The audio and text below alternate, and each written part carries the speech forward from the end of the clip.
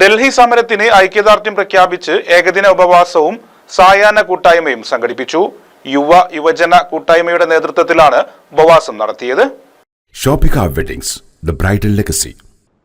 രാജ്യത്ത് നടക്കുന്ന പരീക്ഷാ ക്രമക്കേടുകളിലും അട്ടിമറികളിലും പ്രതിഷേധിച്ചും നിരാഹാരം അനുഷ്ഠിക്കുന്ന ആക്ടിവിസ്റ്റ് സോനം വാങ്ചുങ്ങിന് പിന്തുണ പ്രഖ്യാപിച്ചും കേന്ദ്ര സർക്കാരിനെതിരെ ഡൽഹിയിൽ സമരം ചെയ്യുന്ന പ്രതിപക്ഷ സംഘടനകൾക്ക് പിന്തുണ അർപ്പിച്ചുകൊണ്ടും youth for social justice Kerala ചാപ്റ്ററിന്റെ നേതൃത്വത്തിൽ ഏകദിന ഉപവാസം സംഘടിപ്പിച്ചു.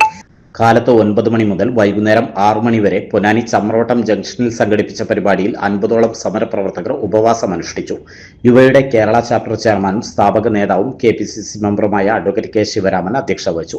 KP നൌഷാദ് അലി MLA ഉപവാസ സമരം ഉദ്ഘാടനം ചെയ്തു. എഴുത്തുകാരൻ P. സുരേന്ദ്രൻ, ഇടതുപക്ഷ ചിന്തകൻ Ajith Koladi, advocate Narayanan Vattoli, Unnikrishnan Ponnani, Faisal Bafiq Thangal, Farhan BM, TK Ashraf, Kannan Nambiar, Jasmine, Azad Maranchery, Musthafa Vadamukku, Fazlur Rahman, Abdul Jabbar, NP Nabeel, Jayaprakash, advocate Vasudevan, Abdul Latheef, Pavithrakumar എന്നിവർ സംസാരിച്ചു.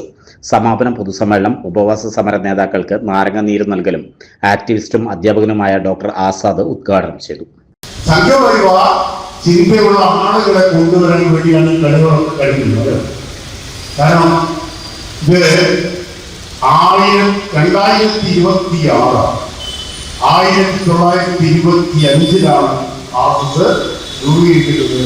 RSSന്റെ ഒരു നൂറ്റാണ്ടിന്റെ പിന്നിടുന്ന സമയത്ത് RSSന്റെ കൃത്യമായിട്ടുള്ള കടന്നുകയറ്റം നമുക്ക് കാണാൻ. അത് BJP മാത്രമല്ല, അത് RSS തന്നെയാണ്. യാതൊരു നൈതികതയും അവിടെ നിന്ന് നമ്മൾ പ്രതീക്ഷിക്കേണ്ടത്. പിന്നെ എപ്പോഴെങ്കിലും കൊണ്ടുവരുന്നത് എപ്പോ നോക്കിയാലും ഇത്തരത്തിലുള്ള പ്രക്ഷോഭങ്ങൾ ഉയർന്നു വരുമ്പോൾ അപ്പം പാകിസ്ഥാനാണ്, ജിഹാദികളാണെന്ന് പറയുന്ന ഉടായിപ്പായിട്ടുണ്ടാണ്. അതൊക്കെ നിർത്തിക്കൊള്ളു. സർവ്വപരിമാണ ഉടായിപ്പ്. എപ്പോ ഏത് സമരം വന്നാലും അത് പാകിസ്ഥാനാണെന്ന് തോന്നുന്നു. അതൊക്കെ കഴിഞ്ഞു.